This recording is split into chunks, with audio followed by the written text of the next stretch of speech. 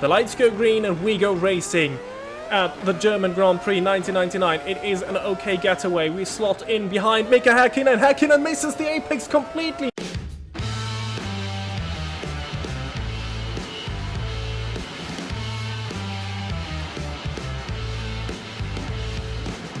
Welcome back to the 1999 Heinz-Harald Frentzen Championship charge in Automobilista 2, and that charge can really gain momentum today.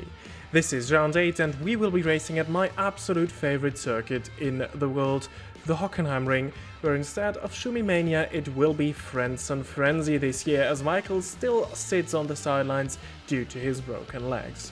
We come over the back of a hard-fought race win in Spielberg, so the expectation is immense, and with the win here, we could really put us back into the championship fight. In real life, this race was Mika Salo's greatest day in F1, as he would have won this one as Michael Schumacher's substitute, but he let Irvine pass, who was running in second because Eddie was fighting for the championship with the McLarens now. On the podium, where Frentzen was third, by the way, Irvine handed Salo the winning trophy though, but that should not be of our concern, as we are heading back to our race, and as already stated, the goal is to win this race and further bridge the gap to the McLarens in the championship. This goal is aided by the fact that Frentzen started this race in P2, missing out on pole by only half a tenth in real life. Another start like in Spielberg, and we could already be leading out of turn 1. And now, as you see the second half of the starting grid, it is time to go racing at Hockenheim. Well, and here we are, with a massive opportunity into turn 1. The lights go green and we go racing at the German Grand Prix 1999. It is an okay getaway. We slot in behind Mika Häkkinen. Häkkinen misses the apex completely, makes a mess out of turn 1, and we're already through into the lead. Well, with doing actually absolutely nothing but getting a better run through turn 1. So this is it now. We go towards the first chicane in the forest. This will be a slipstream battle, and I think behind us Mika is having to defend from his teammate David Coulthard, which is actually very, very good news for us, because we managed to already gain on the two McLarens, which is so crucial. Because the slipstream is so powerful on this circuit with all of its straights here in the forest. Second chicane into the Ostkurve we go, and look at that, we have a healthy gap already halfway through the first lap, and this is super crucial, because now we can do what Mika did in the first stint at the race at Spielberg, where he used that there was a big battle going on for P2 between me, Coulthard, and Mika Salo, and Häkkinen used that to his advantage to build a healthy gap of 3+ seconds, as we're now getting back to the Motordrome, the stadium section that Hockenheim is also very famous for still today. Running wide there at the entry to the stadium.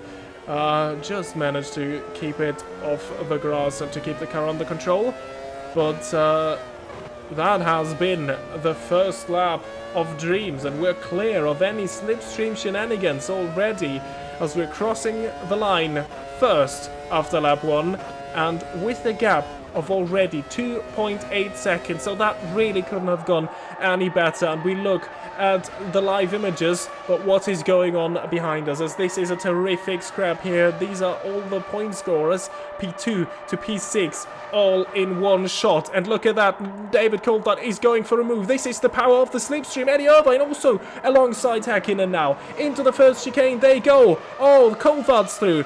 Irvine still alongside Häkkinen. Häkkinen onto the grass with two wheels. He lost a lot of time there. Irvine's also through and up to P3. Can Irvine use the slipstream of his teammate to make it past Irvine again in the Ostkurve? And look at that, our teammate Damon Hill now also getting involved in this. Oh, Häkkinen off the road again there, but Irvine is through to P3, and he will now try to make that one spot further even. In the foreground you are just able to see us go out of shot there with a massive gap already, considering we only raced not even fully 2 laps. 1 3/4 of a lap now, as we're going back towards the Motordrome with Coulthard and Irvine Coulthard defending the inside. Irvine having a little look, but not daring to do anything. This is now usually a part of the circuit where you won't see much wheel-to-wheel racing, which is unfortunate because this is where all of the grandstands are.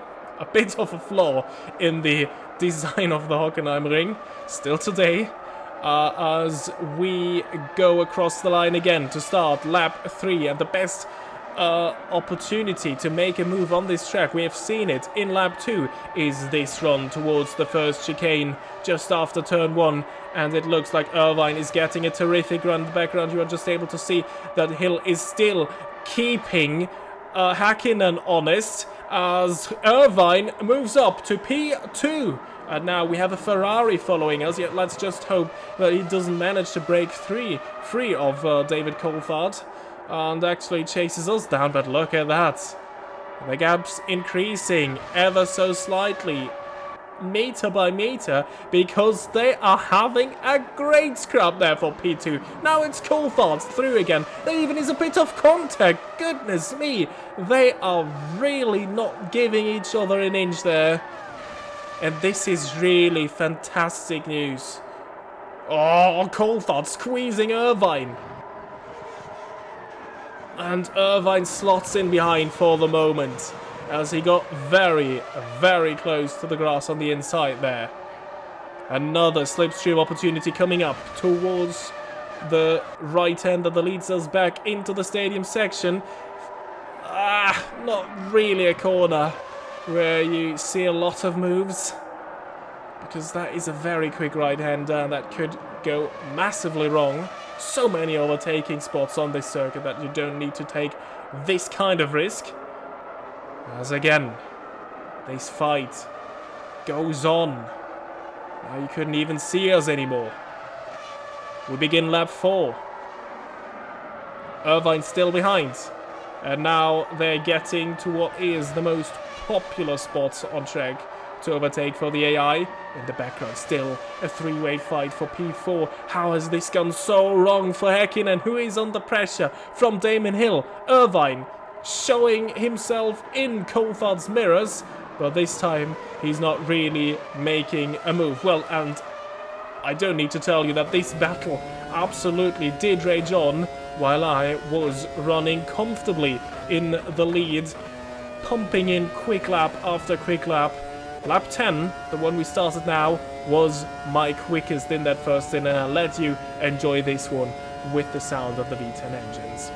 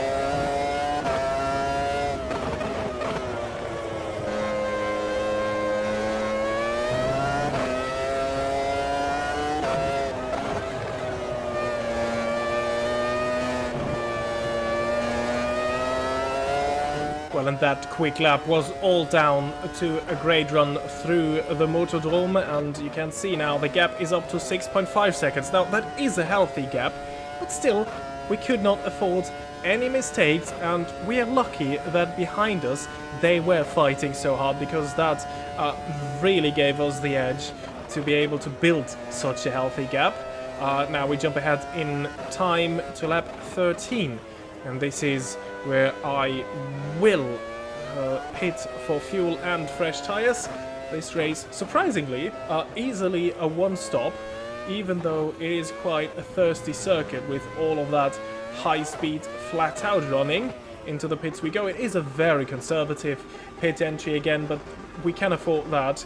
Don't take any risks, don't get any unnecessary penalties. Well, here we are for our pit stop. Tires are being changed, fuel is going in.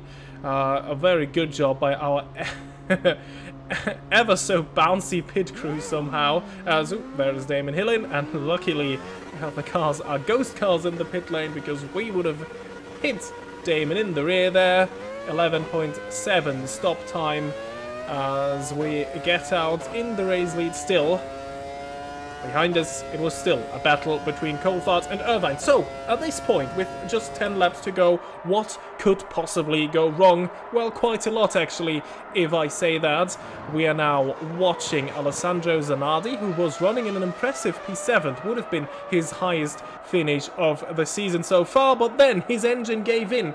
Not really surprisingly, as this track is known for being an engine killer with all of that flat-out running. And funnily enough, that exact same lap, just a couple of meters further behind, this is Jarno Trulli, whose engine also exploded in a massive plume of white smoke, covering the first straight after turn 1.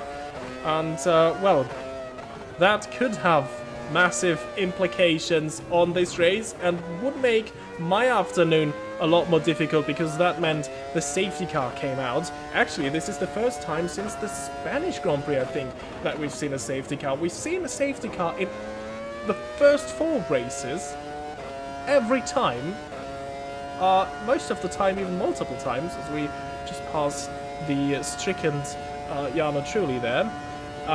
Yeah, but this is the first one since Spain, because Canada, UK and Austria all were finished without a safety car. Well, in Imola the safety car helped us to a race win. In Brazil it could have helped us to a race win. In Monaco it helped us gain a lot of positions until I crashed. This time it is making my afternoon a lot more interesting. We were still running comfortably at the front, but that gap is now gone. At the end of lap 20, we're all behind the safety car, close together. David Coulthard filling my rear view mirrors.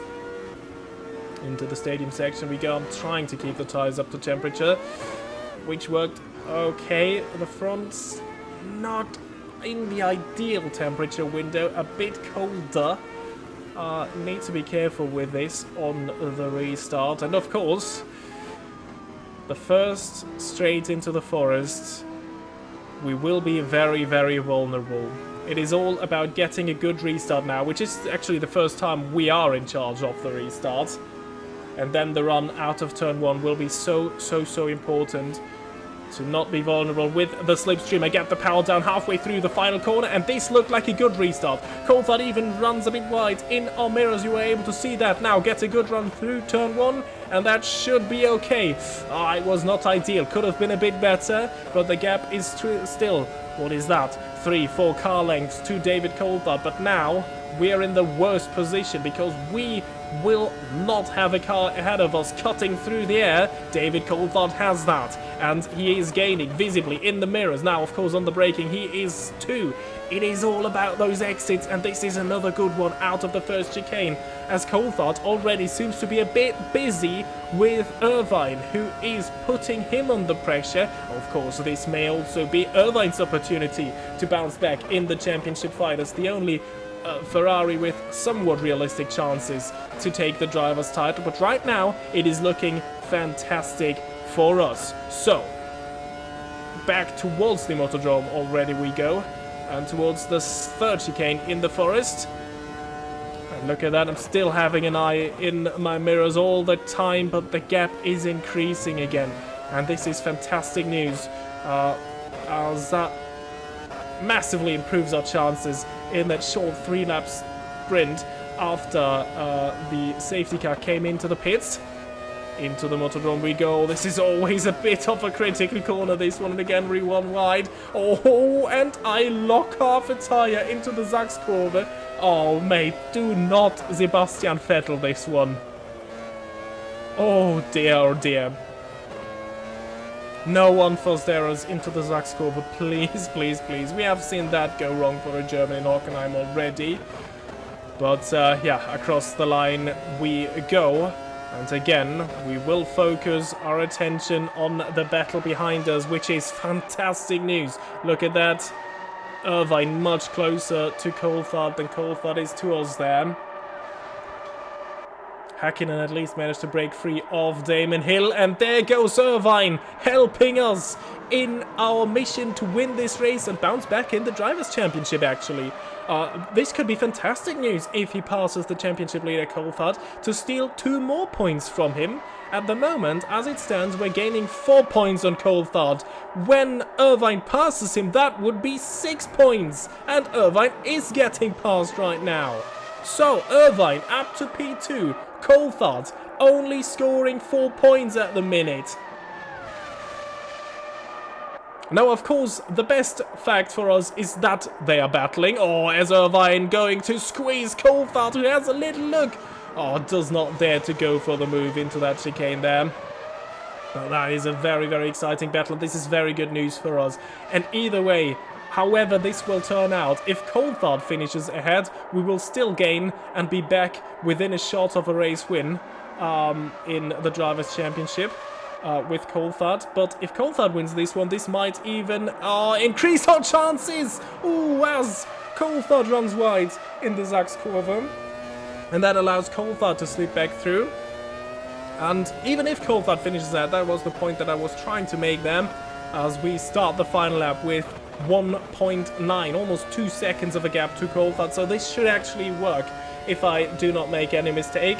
And yeah, now to finally make that point about Coulthard finishing second and Irvine only third, well, that would be good news in the Constructors' Championship, because again, Jordan is outscoring Ferrari today, and that might bring us even closer to that fight for P2 in the Constructors. Mika Salo at the moment only running in 6th, scoring a measly 1 point. So it would be 5 points that Ferrari scores at the moment, with Irvine's 4 points.